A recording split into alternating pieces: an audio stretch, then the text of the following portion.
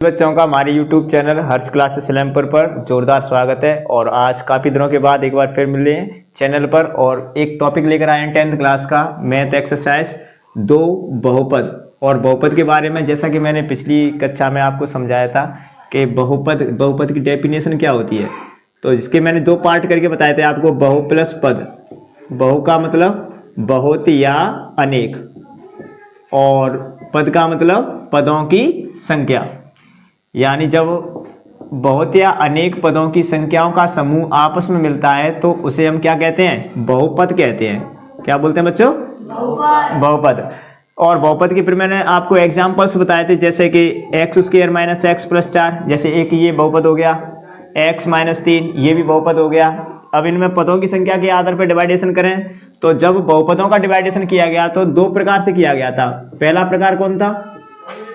पहला प्रकार था पदों के आधार पर, पदों के आधार पर। और पदों के आधार पर जब वर्गीकरण किया गया तब बहुपद कितने प्रकार के थे? तीन प्रकार के। कौन कौन से? एक पदीय, दूसरा द्विपदीय, तीसरा त्रिपदीय। और ऐसे ही दूसरा वर्गीकरण कौन सा था? घातों के आधार पर। और घातों के आधार पर जब समझाया था तब बहुपद कितने प्रकार के निकले थे? चार प्रकार के। कौन कौन से? शून्य बहुपद, इसे और दूसरा नाम भी पुकारते हैं कौन सा? अचर बहुपद। इसके बाद अगला कौन सा था? रैखिक बहुपद। रैखिक बहुपद के बाद कौन सा था? द्विघात बहुपद। द्विघात बहुपद के बाद त्रिघात बहुपद। और यदि पदों की संख्या में एक पदी, द्विपदी, त्रिपदी की बात में यदि पदों की संख्या 3 से ज्यादा हो तो उसे हम कौन सा बहुपद बोलते हैं? बहुपदीय बहुपद। यानी वो एक बहुपद की श्रेणी में आ जाता है। शून्य बहुपद में चर की अधिकतम घात कितनी होती है? 0।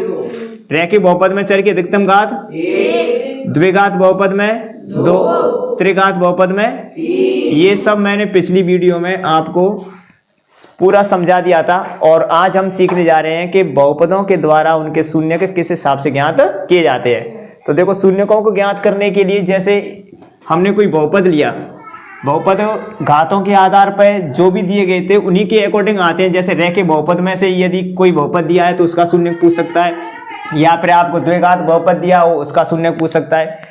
जैसे मान के चलो हमें कोई एक बहुपद दिया है और एक नंबर में कोई क्वेश्चन आ गया, x + 3 का शून्य ज्ञात कीजिए। अब हमें यहाँ पे इस बहुपद का क्या ज्ञात करना है? शून्य। तो शून्य ज्ञात करने के लिए ये देखेंगे कि ये जो बहुपद दिया है वो कौन सा बहुपद है, रैखिक बहुपद है या द्विघात बहुपद है या त्रिघात बहुपद है। तो बताओ ये कौन सा बहुपद है? रैखिक बहुपद। और रैखिक बहुपद में जब हमें शून्य ज्ञात करना हो तो बहुपद का सीधा किसके बराबर रख लेते हैं? 0 के बराबर। और 0 के बराबर रखने के बाद में यहां से अपन x का मान निकालेंगे और प्लस के 3 उधर जाके किसके हो जाएंगे? माइनस के। तो इस हिसाब से शून्य कितना आ गया? -3। अच्छा, यदि बहुपद दिया हो इस हिसाब से p² - 4 और अब हमें इसके शून्य ज्ञात करने हैं तो फिर किस हिसाब से ज्ञात करेंगे? तो देखो यहाँ पर कितने पद हैं? 2। कौन सा बहुपद है? द्विघात बहुपद। और द्विघात बहुपद में शून्य ज्ञात करने के लिए यदि 2 पद दिए हैं और वो दोनों की दोनों संख्या पूर्ण वर्ग है, या उनमें से एक संख्या पूर्ण वर्ग हो और दूसरी संख्या पूर्ण वर्ग नहीं हो, लेकिन खासकर उसमें एक खूबी होती है कि जो चर वाली संख्या होती है वो पूर्ण वर्ग संख्या होती है। कैसी होती है? तो यहाँ पर ये जो p दिया है वो कौन सी है? पूर्ण वर्ग संख्या। तो अपन इसे क्या करेंगे कि वर्ग संख्याओं के रूप में चेंज कर लेंगे। जैसे p² को कैसे लिख सकते हैं? p का वर्ग। 4 को कैसे लिख सकते हैं? 2 का वर्ग। अब यहाँ पे देखो एक फॉर्मूला बनना है। जैसे मैं इसे मान लूं a और इसे क्या मान लूं? b। तो फॉर्मूला बनना है a² - b²। और a² - b² बराबर क्या होता है? a + b और a - b। यानी a की जगह पर क्या रखेंगे? p और b की जगह पर कितनी रखेंगे? 2। यहाँ पर फॉर्मूले में रख देंगे a की जगह पे p + b की जगह 2, a की जगह p - b की जगह 2। तो इस हिसाब से हमें गुणनखंड मिलेंगे p + 2 और p - 2। जैसे ही जो दोनों दो गुणनखंड मिले हैं इन्हें हम किसके बराबर रखेंगे, 0 के बराबर। p प्लस 2 बराबर 0, p माइनस 2 बराबर 0। अब यहां से जब मान निकालेंगे तो p की वैल्यू ज्ञात करेंगे तो प्लस के 2 उधर जाके किसके हो जाएंगे, और माइनस के 2 उधर जाकर प्लस के। अब यहाँ पर जो p के मान हमें प्राप्त हुए हैं वो क्या कहलाएंगे, शून्यक। तो शून्य कौन कौन से हो गए, -2, 2। यदि द्विघात बहुपद दिया है और उसमें 2 पद दिए हैं तो इस हिसाब से शून्य ज्ञात कर सकते हैं। यदि रैखिक बहुपद दिया है तो सीधा उसे 0 के बराबर रखने के बाद में वहां से चर की वैल्यू ज्ञात कर लेंगे। जो भी चर होगा, चाहे वो चर x हो या y हो या p हो, चर कोई भी संख्या हो सकती है। चर यानी काल्पनिक संख्या होती है जिन्हें अपन मान के चलते हैं और उनका कोई भी निश्चित मान नहीं होता है। यदि एक्सरसाइज में क्वेश्चनों की बात करें तो एक्सरसाइज 2.2 में क्लास 10th की अध्याय 2 और 2 का पार्ट है 2.2, उसमें द्विघात बहुपदों के हमें शून्य ज्ञात करने के लिए दिए गए हैं। शून्य ज्ञात करने के लिए दिए गए हैं और बच्चों उसमें हमें ये भी जांच करनी है कि शून्यकों और गुणांकों के योगफल और गुणनफल परस्पर समान होते हैं या नहीं। तो द्विघात बहुपद के बारे में यदि हम थोड़ी चर्चा करें, रिपीट कर लें पिछले अध्याय को, तो द्विघात बहुपद किसे कहते हैं, यदि किसी बहुपद में चर की अधिकतम घात, बहुपद में चर की अधिकतम घात कितनी होए, चर की अधिकतम घात 2 हो तो उसे कौन सा बहुपद कहते हैं, द्विघात बहुपद। कौन सा बहुपद कहते हैं, द्विघात बहुपद। और द्विघात बहुपद का जो व्यापक रूप होता है वो क्या होता है, ax square plus bx plus c। और इसके मैंने जब आपको फॉर्मूले बताए थे ये कि यदि द्विघात बहुपद के हम शून्यक मान लें अल्फा और बीटा, शून्य क्या मान लें बच्चों, अल्फा और बीटा, तब 2 फॉर्मूले बताए थे। एक तो बताया था शून्यकों का योगफल अल्फा प्लस बीटा बराबर क्या होता है, -b/, और एक होता है बेटे वो गुणनफल अल्फा बीटा बराबर c/। कोई दिक्कत बताओ, अल्फा प्लस बीटा बराबर -b/, और अल्फा बीटा बराबर क्या होता है, c/a। कोई दिक्कत बताओ यहाँ तक, गुणनफल -b/, और शून्यकों का गुणनफल c/a। अच्छा, एक द्विघात बहुपद ज्ञात करने का फॉर्मूला होता है द्विघात बहुपद, और द्विघात बहुपद बराबर फॉर्मूला होता है x square minus alpha plus beta x plus alpha beta. ये द्विघात बहुपद के रूप में हमें एक्सरसाइज 2 में क्लास 10th के लिए दिया गया है, और इनमें से क्वेश्चंस पूछे जाते हैं बोर्ड एग्जाम में, जैसे कि द्विघात बहुपद में चर की अधिकतम घात कितनी होती है, तो हमें आंसर देना है कितनी होती है, 2। या फिर वो ये भी पूछ सकता है कि यदि किसी बहुपद में चर की अधिकतम घात 2 हो तो उसे कौन सा बहुपद कहते हैं, द्विघात बहुपद। दूसरा, निम्न में से द्विघात बहुपद का व्यापक रूप है, निम्न में से द्विघात बहुपद का व्यापक रूप है, तो उसमें ऑप्शन दिए आए होंगे तो वहां पे अपन नोट कर सकते हैं। कोई भी ऑप्शन में मिले हमें ax square plus bx plus c, उसी ऑप्शन को अपन भर देंगे। और इसके बाद में ये भी पूछ सकता है कि यदि किसी द्विघात बहुपद ax square plus bx plus c के शून्यक अल्फा और बीटा हैं तब शून्यकों का योगफल निम्न में से होता है।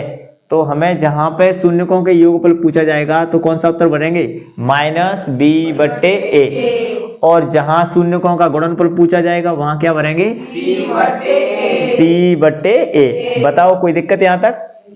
अच्छा, तो अब देखो द्विघात बहुपदों के शून्यक किस हिसाब से ज्ञात किए जाते हैं।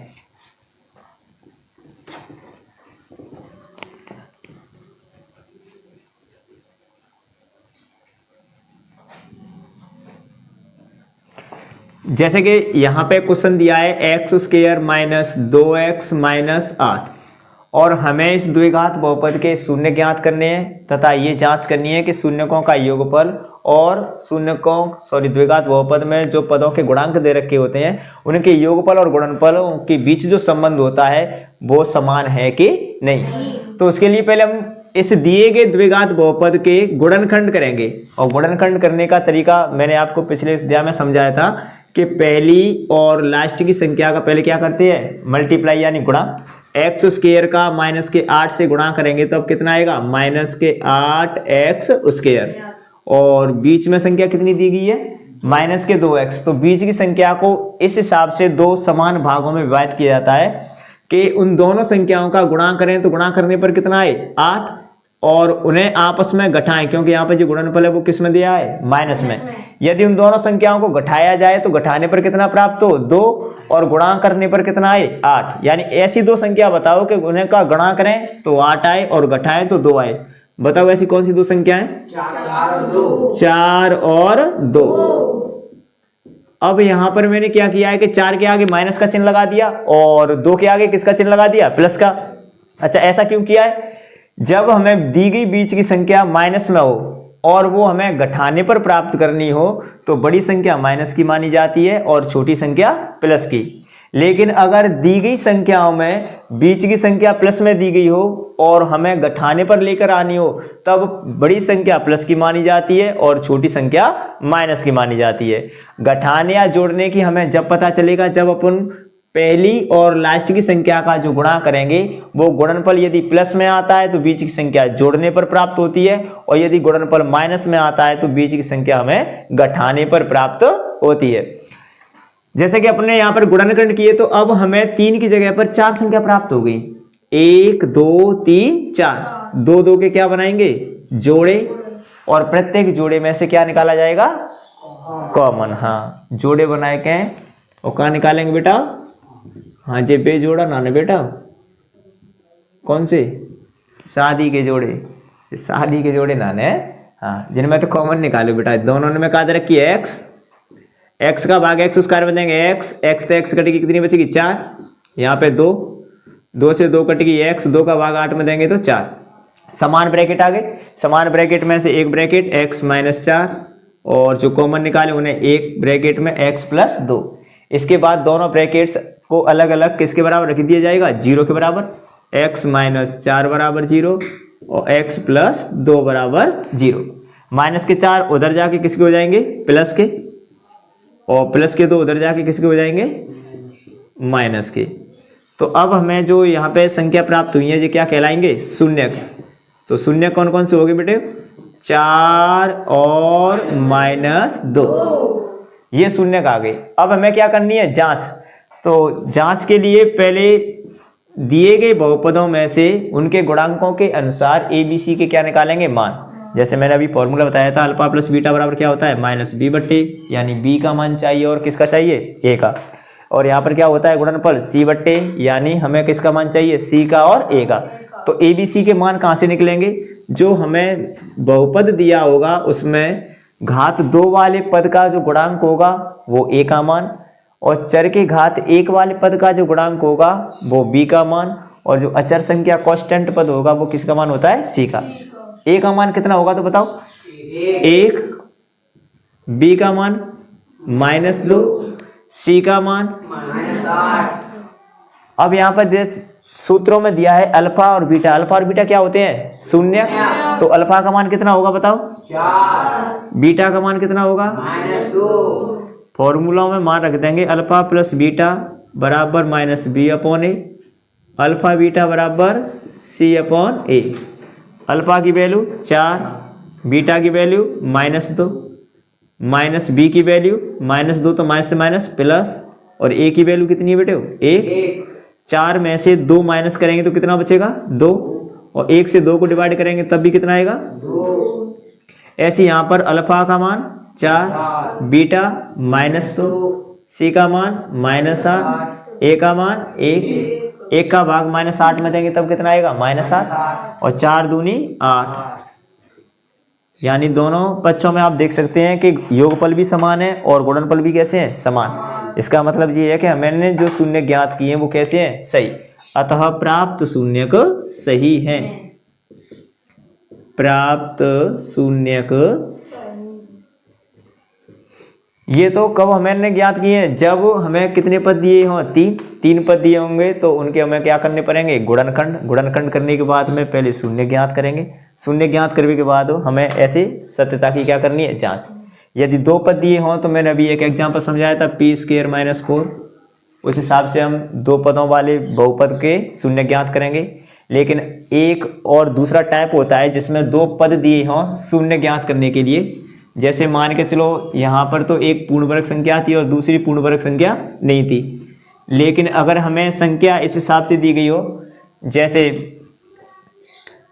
4x² - 8x। अब यहाँ पर दो पद हैं, ये पूर्ण वर्ग संख्या है, लेकिन यहाँ पर देख सकते हैं कि यहाँ पर भी चर संख्या और यहाँ पर भी क्या दे रखी है, चर संख्या। यदि दिए गए दोनों पदों में से यदि कोई संख्या कॉमन आती है, क्या आती है, तो पहले हम क्या करेंगे कि दोनों पदों में से हम कॉमन निकाल लेंगे। जैसे कि यहाँ पर इस बहुपद में 4x² - 8x है, तो 4 का भाग 4 में भी जा रहा है और 4 का भाग 8 में भी जा रहा है, तो दोनों में से कितना कॉमन निकाल लेंगे, 4। x दोनों जगह पर दिया है तो एक कॉमन कितना आ जाएगा, x, और 4x से इन दोनों को क्या कर देंगे, डिवाइड। तो 4 से 4 कट गया, x का डिवाइड जब x² में करेंगे तब कितना आएगा, x से x कट गया, 4 से 8 को डिवाइड करेंगे तब कितना आएगा, 2। इसके बाद में इन दोनों पदों को अलग अलग किसके बराबर रख लेंगे, 0 के बराबर, यानी 4x = 0, x - 2 = 0।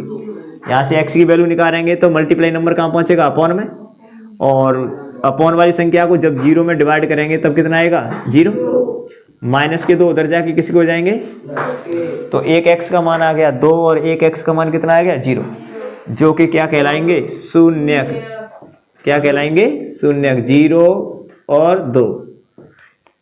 ताकि जांच, जैसे कि अभी हमने पिछले सब क्वेश्चन में जांच की थी, उसी हिसाब से पहले किसकी वैल्यू निकालेंगे, a b c। तो a का मान कितना होगा बताओ, 4, b का मान -8, लेकिन अचर पद दिया है कि यहाँ पर कांस्टेंट नहीं, तो c का मान कितना हो जाएगा, 0। अल्फा का मान 0, पहला शून्यक, बीटा का मान 2। फिर इसके बाद में alpha plus beta minus b/a और alpha beta c/a। Alpha 0, beta 2, b का मान -8, तो माइनस से माइनस क्या आ जाएगा, प्लस। a की वैल्यू कितनी है, 0 में 2 जोड़ेंगे तो 2, और 4 से 8 को डिवाइड करेंगे तब भी कितना आएगा, 2। कोई दिक्कत बताओ यहाँ तक। और इसके बाद में अल्फा का मान 0, बीटा का मान 2, c का मान 0, a का मान 4। 0 से 2 को मल्टीप्लाई करेंगे तब कितना आएगा, 0, और 4 से 0 को डिवाइड करेंगे तब कितना आएगा, 0। यानी यहाँ पर मल्टीप्लिकेशन और एडिंग यानी जोड़ और गुणनफल दोनों कैसे हैं, समान है। इसका मतलब है कि जो हमने शून्य ज्ञात किए हैं वो कैसे हैं, सही है। यदि आपको हमारा ये वीडियो पसंद आया हो तो, और आप हमारे चैनल पर नए हैं तो हमारे चैनल को कृपया सब्सक्राइब करें और वीडियो को लाइक करें और कमेंट करें। धन्यवाद।